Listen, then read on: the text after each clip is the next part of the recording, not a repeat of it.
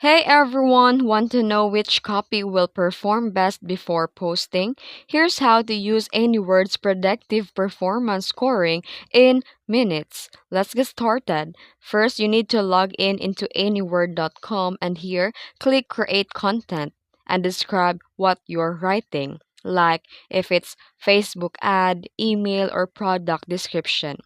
Then, after that, generate a copy with scores. Click Generate and you'll see a multiple copy variations. Each version includes predictive performance score, showing how likely it is to engage your audience. And here you can pick and improve.